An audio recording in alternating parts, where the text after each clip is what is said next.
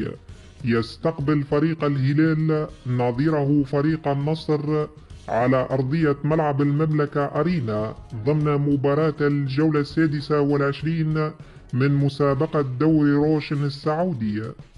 تاريخ المواجهات بين الفريقين: وتقابل الفريقان في 161 مباراة، فاز فريق الهلال في 70 مباراة، وتعادل الفريقان في 44 مباراة، بينما فاز فريق النصر في 47 مباراة.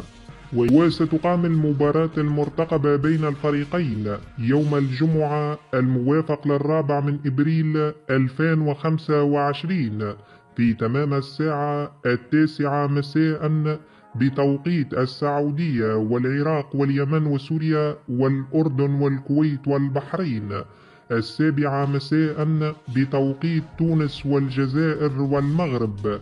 ما هي؟ يستقبل فريق الهلال نظيره فريق النصر على أرضية ملعب المملكة أرينا ضمن مباراة الجولة 26 من مسابقة دوري روشن السعودية. تاريخ المواجهات بين الفريقين: وتقابل الفريقان في 161 مباراة، فاز فريق الهلال في 70 مباراة، وتعادل الفريقان في 44 مباراة، بينما فاز فريق النصر في 47 مباراة.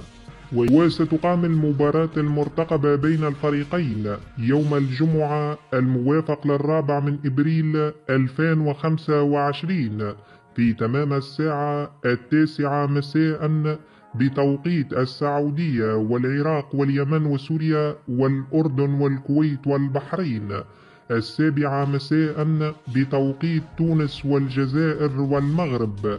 ما هي